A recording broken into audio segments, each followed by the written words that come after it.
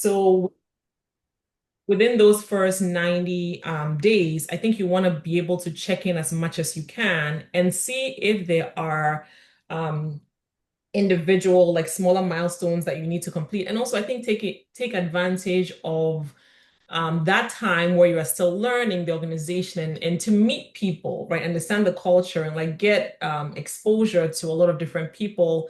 I think that helps you have a well-rounded idea of how the team collaborates, how they like to communicate.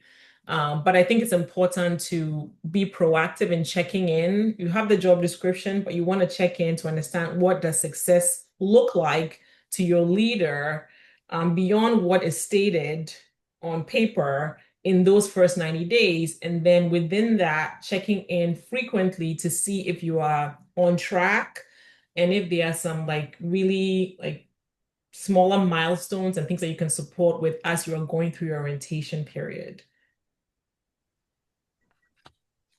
Thank you.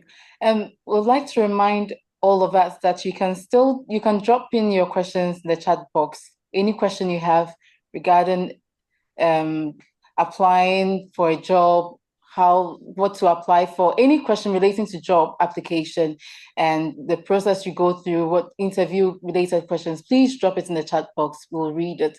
Or if you would like to ask it yourself, will be done very soon and you can ask your questions.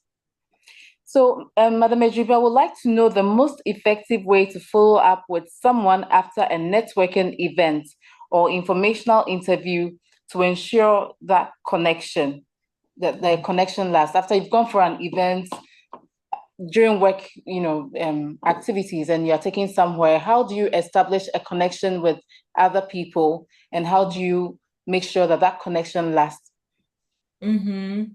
Yeah, so I think from kind of establishing the connection or networking, I think you should think about it as like building a community, right? When you're thinking about networking, it's not just like networking to just gather a group of people around you, right? Like I think if you have that mindset of like, how can I, especially if you're a little bit more early in your career, how can I help this person? How can I provide some value? What if they're looking for help or they're looking to hire somebody at a junior level or they're looking for you to support them in a certain way. I think thinking about it from that perspective is helpful because it changes the way that you approach the interaction. Not like what can this person do for me, right? Like I think it's important to think about it in that way.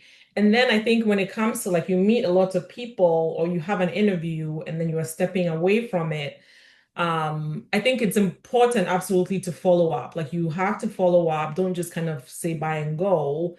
Ideally, you want to do it soon, right? In like in a day or so at most. And you want to keep it like brief. Also, not like a whole dissertation, because people are busy. So keep it brief, follow up quickly, and then make it personalized. That I think is also critical. Like again, in the era of like you can really just kind of come up with something generic, the personalization matters a lot. So make sure that you keep it personalized. Mention something specific that you talked about. I think I don't know if people use business cards anymore nowadays, but if you had like a person's business card or like you have a little notebook, I always like when I used to go to all of these networking events, we'll jot something really quickly about the person. So, because you meet a lot of people, sometimes you forget, like turn around after you meet them and jot something that you talked about so that when you're following them, you can reference that. And I think, as if you don't have an ability to kind of make a connection for them because you're also kind of junior in your career, you could also like just offer some small value. Like maybe you talked about say like the future of AI, for instance, right? Like, so you can say like, oh, I remember we talked about the future of AI. This is an article I read that I wanted to share with you that I think you might find interesting. So like, I think people are always looking to learn, and it goes a long way when you're following up and you're personalizing the interaction. And then like, after the interview, same thing as well. Send thank you notes. Make sure you do it soon rather than later in the next day or two. And then try not to send the same thank you notes to everyone. I have done it before. Let me confess. When I when first graduated from college, I was interviewing for this role and I had to interview across multiple days with multiple people and I got tired of writing the interview notes. I was just, I mean, the thank you notes, I was just sending the same thank you notes. And I got a note from one of the recruiters and she said, like, we really like you, you're one of the top candidates, but just like a word of advice, don't send the same thank you note to everyone because we read it out loud and we can see that you are sending it to everyone. Like, it was a happy, I did get the job. It was happy ending, but that thing stuck with me. And so it's important that like you are personalized, it goes a long way. And like as much as like, these things are like, oh yeah, people read them, they might not respond, but they'll read them. And I think it's important that like you want to stand out with being a little bit more personal after networking. I think that's like a key thing. So we have a question from Precious Kim Pulumba. And Precious says, how do companies ensure that AI recruiting tools are not biased? I came across this post on LinkedIn a few weeks ago by this man who applied for a job to this respected organization. He met all the requirements on the job description. He submitted his CV. A few minutes later, the company received the application. 60 seconds later, he got rejected. He submitted the application at a late hour, a time when people aren't even working. Sorry, a time when people aren't even working enough to know that AI was involved. Another example is, let's say that this particular company sets a limit to how many people are supposed to be employed. Maybe a company of engineers. The limit is set at a 70-30 ratio, where the 30 is women representation because this company feels manpower is more valuable. How can we as applicants be aware of such things? How excellent or how best perfect should our CVs be in order for us to beat the algorithm boundaries? Okay, so good questions, Precious. There's a lot in there, so I'm going to try to break it down. So I think, it is, yes, we are in a new age where I think rather than kind of focusing on like the human interaction, efficiency is like prioritized. And so because of that, there are a lot of companies that use like artificial intelligence tools to screen resumes because like, there are jobs where you get thousands. So that happens. I mean, this is not a best practice. I think ideally you want to have some kind of like screen that somebody can take a look at a resume, but in some cases, it's just not practical. I think as you are thinking about, I think that kind of goes back into your last question, is to think about, this goes back to what I was saying earlier about doing your research and being, and understanding exactly what the company is looking for. Like there are, I think, keywords in job descriptions or like the company's mission or exactly what they're looking for. That like if you are encountering an AI recruiter or like a tool that the tool is looking for specifically. So it's important that like you should have, I think, personalized resumes as much as you can. We are making little tweaks to each of these roles so that it allows you to kind of pull up those keywords or buzzwords that the company is interested in.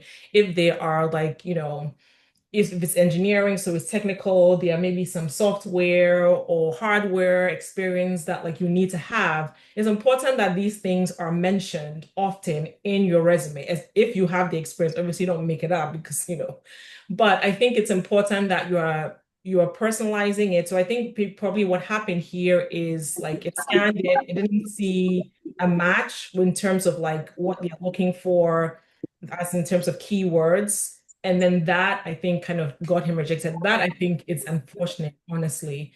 Um, and then I think your question around representation, that I think is likely, it's on a company by company basis. Like I think it takes into consideration like inclusivity and how teams are thinking about that. I mean, I don't know that those kinds of like um, uh, diversity quote, like I don't want to call it quota, but like those delineations are like publicized.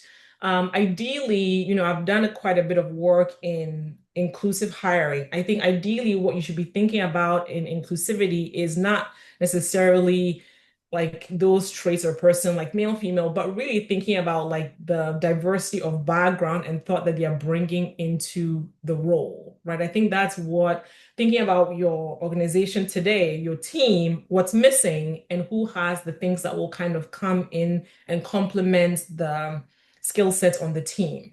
So, I don't know what company it was, but I think typically these things, like, yeah, I'm sure some teams think about it in that way and the value certain profiles versus others. I don't know that you can be aware of it as an applicant because it's very rarely publicized. But I think the way to kind of think about this as you are thinking about just applying in general and encountering AI is to really do your research and understand exactly what they're looking for, understanding what's critical to them, and then highlighting that. A good way also to think about it too is like, if a company is this is a company that you're interested in, see who is connected there. Like, if you're on LinkedIn, you're connected to professionals, this person knows this person. Try to see if you can get some intros, right? Like try to see if you can kind of get an introduction to somebody who works there or get your foot in the door because the human aspect still matters, right? It's really still critically important as much as like AI is taking over.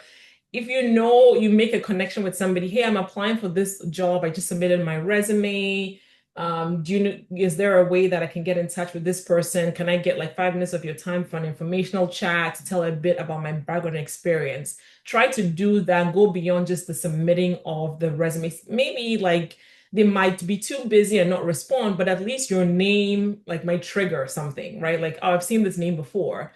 And then they might be interested in kind of following up. So I think those are like some things to think about. But yeah, I do know that that happens with kind of using AI for resume review. But I think it's important that like to counteract that, you're doing your own homework and understanding what's important there, so you can highlight those things in your resume. Okay. So patients, Araba would like to know some common mistakes to avoid in job application, and also what are some of the skills and qualities employers look for in candidates? So common mistakes in applying for a job. Patience, is this like when you're actually submitting the job or when you're interviewing? Which part of the application process are we looking at? Are you thinking about?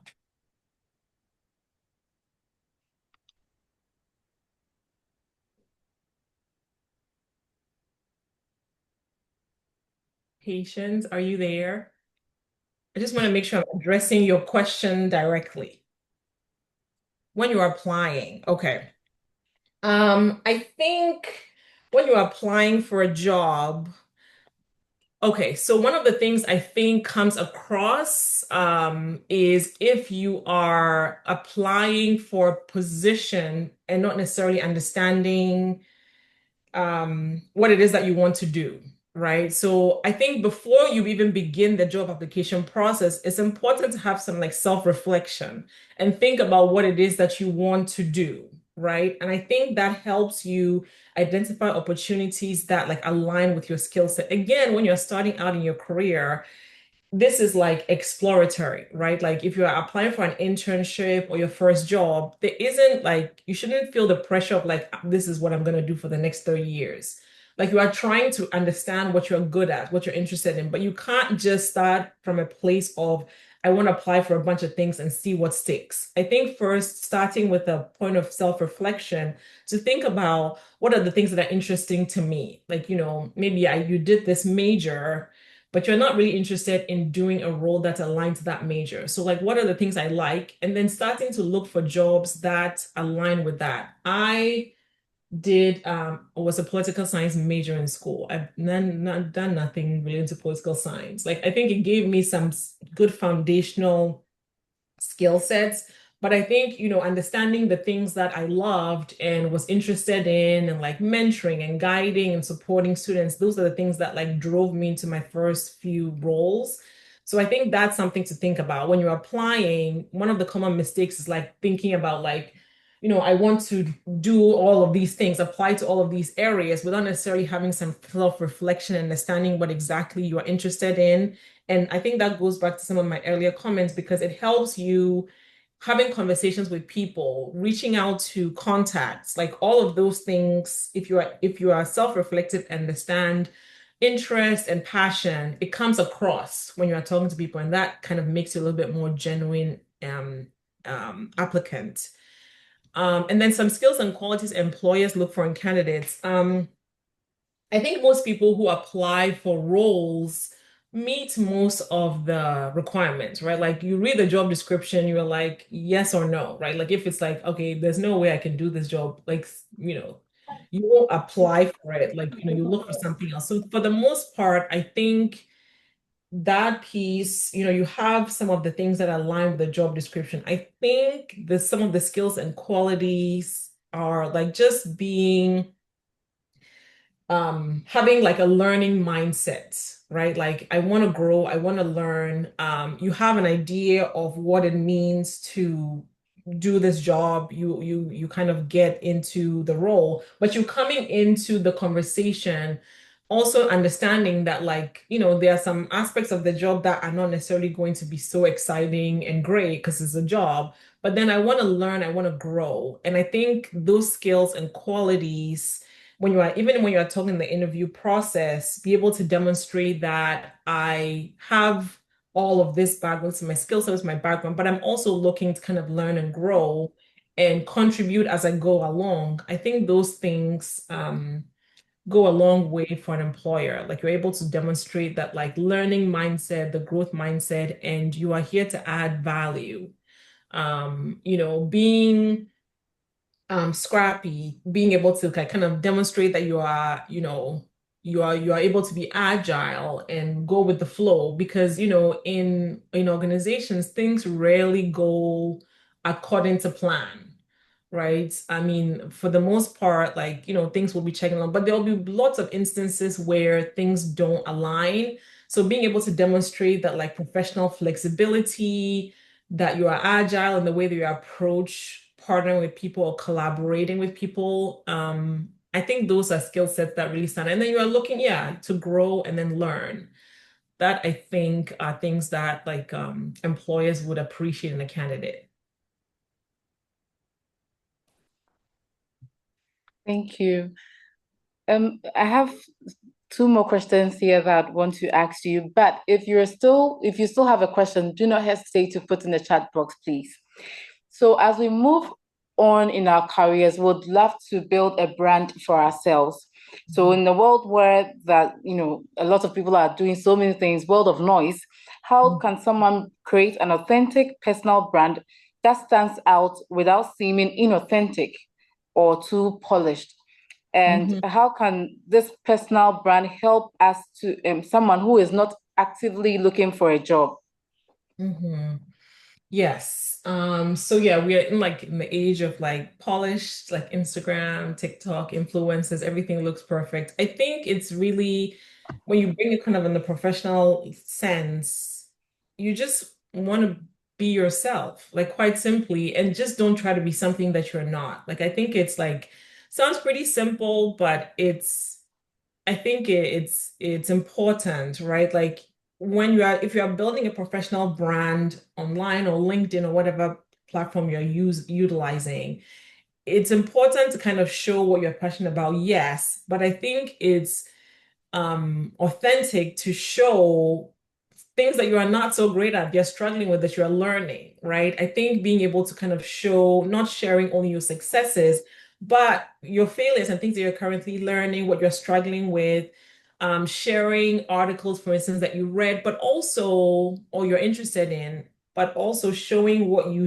think about what you're learning, right? Bringing your own personal perspective into things that's helpful because people when you add your own insights, and you're like, I'm not sure what this is, or but this is what I think about it. I think people are attracted to like vulnerability, and like genuine curiosity, right? So I think especially as you're a young person thinking about starting a career in XYZ field, demonstrating that like genuine curiosity and vulnerability, like I'm not sure about what I'm reading, or like I tried this, it didn't really work out, sharing that like the successes, but also the failures and things that you're struggling with, I think that really brings some authenticity to your personal brand, right? That it's not just like one way, it's not just polished, it's not inauthentic.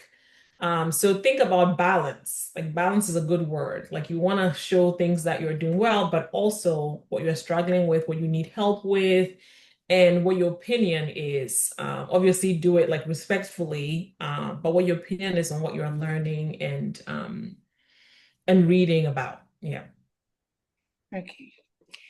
And also in an era where, we have a lot of remote work, remote jobs, how have you seen people successfully network and find job opportunities without ever meeting someone in person? Mhm. Yeah, I mean, that's a good question. I mean, I think you should engage on social platforms, right? It's really important. I think lots of people, young professionals like use LinkedIn, they use like X, Handshake is what like, a lot of students also use. I think it's important to engage, like have a presence, like comment on posts from people you admire, right? Like share your own insights, join virtual communities. There are a lot of these communities that are on these social platforms that are related to your major, your field of interest. I think you want to be able to build relationships like without necessarily meeting people face to face. It's you can actually do that pretty successfully, but you have to engage, right? Like the things are not going to kind of fall into your lap. You have to go out there and engage, comment, and like share insights. Those are the sort of things I think you can rely on if you haven't necessarily met people in person. But you have to kind of lean in here, right? Take the initiative and do the outreach yourself. We have a question from Priscilla, and it's an interesting question. There was a question I was about to ask you, and So, that has to do with salaries.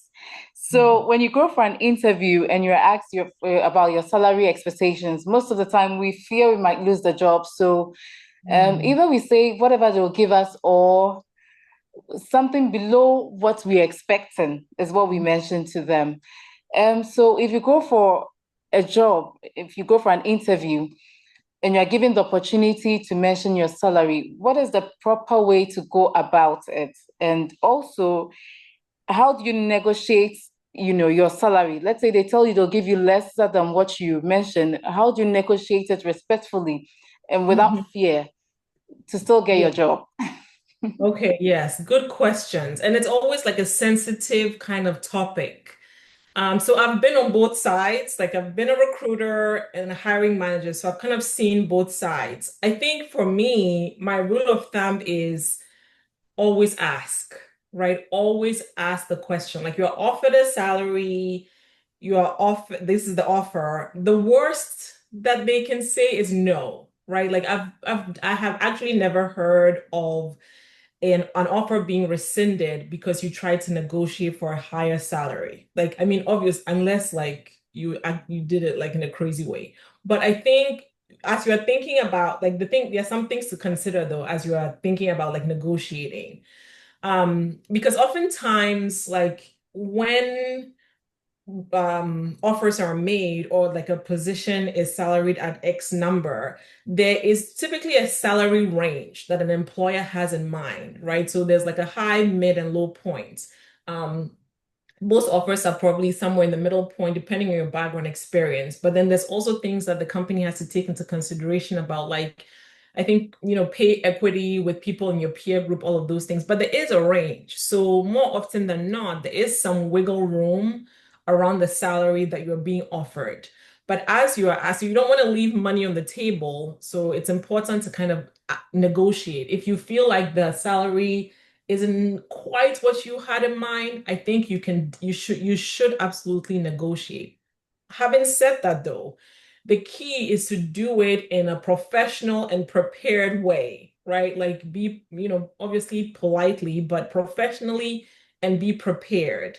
Don't just come at it asking for demands. Don't ask for a higher number just for asking, right? It's important that you have done some research, right? You understand what the market is paying, right? You've done some market research, and based on your skill sets, your background, what you're bringing to the table, this is what I think would be better aligned in terms of a salary for my role. I think having the conversation that way and presenting it and then seeing what kind of comes back, some important thing to think about. And I think also when you are thinking about like negotiating, you should not always limit yourself to just the salary, right? Because there are other benefits that can also be a plus, right? So there is that the benefit of the salary, which is always great, but some organizations might offer like a one-time like sign-on bonus, for instance. It's also something that's there. Like if they are not able to move at all on the salary,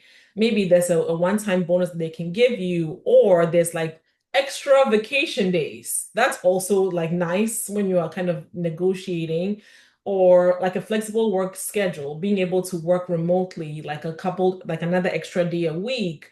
Or some organizations have like professional development budgets that they can assign to you if you're interested in furthering your exposure in a particular field. Like maybe there's some conference that are happening on an annual basis. Maybe you can negotiate to be able to go each year. But I think when you are sitting in the seat where you've just received an offer, you have leverage. So that's the really one of the really important times where you can actually ask for what you need, without necessarily kind of coming across as like, being in terms of reading. Like the way to do that is that you've done your research. So you are not asking for um outrageous amounts that will cause them to question your judgment, right? It's important that like and to be able to do that is you've done some research, and all of that. But to Priscilla, your question around the expectations, I think typically it's like a little bit of a dance when they ask you about salary expectations. Ultimately, somebody will have to name an amount. Ideally, you don't want it to be you, the applicant, right? Because you don't want to show your hand first. But I think respectfully, the way to approach it that I've done in the past that has worked, depending on kind of who you are talking to. But I think turning the question back on the employer is a good way to kind of start like the conversation going, because you can ask about like, yes, excited to talk about compensation. And again, always express excitement for the role. So like you don't go into it like being annoyed, like I'm excited about the role. I'm going to consider this offer. And then you can ask them about, could they share the salary range for the position, right? So they can tell you like, this is the range, and then you can kind of see where you fall. Um, and then they can, like a recruiter will be able to walk you through how you fell on the kind of the scale, right? Like typically most people are, like I said before, midpoint because there's lots of other things that they need to consider internally, which you might not necessarily be privy to.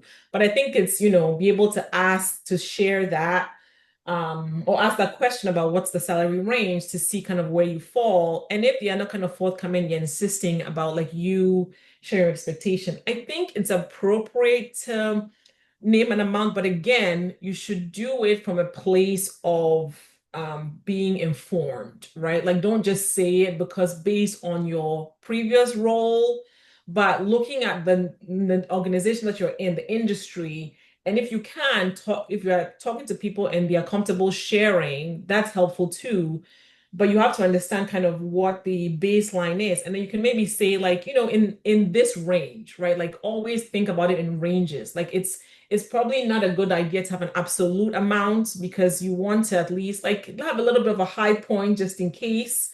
But then like, a low point that doesn't make you seem a little unhinged. So like it's good to have like a range and then talk through it with the recruiter. But I think absolutely having the mindset of the worst they can say is no, and you don't want to leave money on the table. So it's important, like, negotiating. I think like companies almost expect you to negotiate. So the offers typically aren't the final place unless like they say like this is it, and then there isn't wiggle room there, but there's usually a range.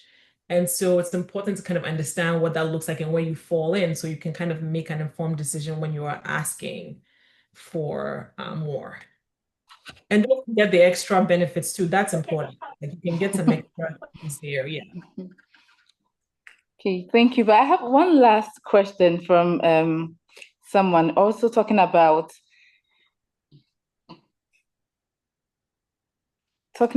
other benefits or other compensations. Oh, Bupe, you want to ask a question? Please go ahead.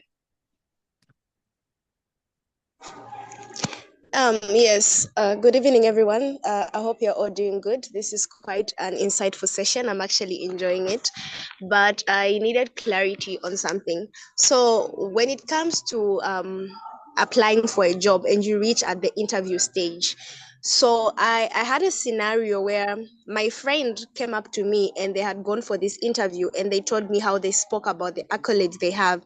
They told me how they had told the interviewer the past experiences they had been in and all of those things. And unfortunately, that person never ended up getting the job. So my question today is it really always necessary for you to show your recruiter or your employer when you are in an interview and being interviewed the experience that you've had or the experience?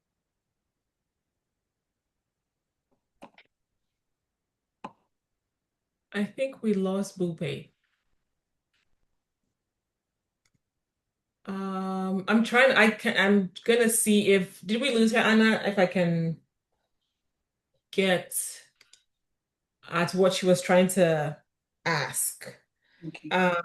So I think she was kind of talking about going for an interview and talking about all the experiences that you had, but not ending up getting the job. And I think she was asking, is it necessary to do that? I would say yes.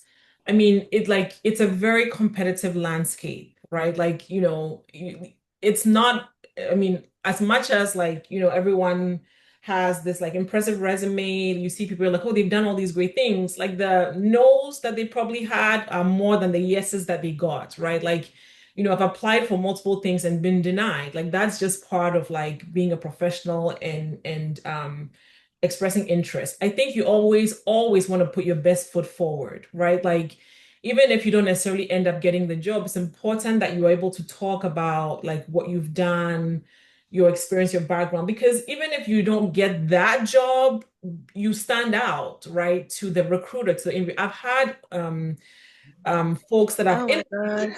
that they Oh my weren't god. necessarily perfect for the role or they weren't the top candidate, but they were able to talk about things that they've done that align to another team, the organization, or one of my colleagues who I know is looking for something. So it's important that like in each situation to kind of put your best foot forward, right? Because even if you don't end up getting the job, you don't want to kind of leave as much as we are connected, you don't want to leave the wrong impression or like, that you're not going above and beyond because like that might be the job that you get. And even if it's not, like I was saying before, it might be a path to something else. So you shouldn't like kind of walk away without expressing like all the things that you've done, all of that because like you never know, right? You never know what that could lead to. Bupi, I think you are back. I tried to answer your question to see if other people could find it helpful, but do you want to finish the end of your question? It looks like you had network issues. Um, okay, I think we maybe she's having a little bit more. Yeah, my Oh, network my network is really, really bad, so it keeps on cutting. But I feel like I have gotten what you said because I just entered and I can actually understand what you you replied. Thank you. okay, awesome. You're welcome. Thank you, Madam Egyirba Walker. We are glad you were able to join us for today. Thank you for the insightful answers you've given us. We hope to have another session and have you delve deeper into things with us. Well, we are wrapping up, but the whole video will be on our website. It will be, sorry, on our social media handles. So on Facebook, Instagram, and TikTok, LinkedIn, it will be posted there. You can revisit to watch and to, understand some of the things she said if you did not get it. And also you can contact us. We've sent our contact numbers to everyone. If you did not get it, please show by hand and we'll send it to you. You can get interactive with us on our WhatsApp. You can send us your questions. We'll send it to Madam Egyirba and she'll answer you. And we also have our one-on-one mentorship coming up, which starts next month. If you've not registered and you'd love to join, please register. Go on our website. You find the link. It's on Facebook, LinkedIn. You can find the link and register. Thank you so much, Madam Egyirba. Thank you. And thank you to everyone. We'll be having our next webinar next month. See you next month. Thank you. Thanks, Anna. Thanks, everyone. Bye. Bye.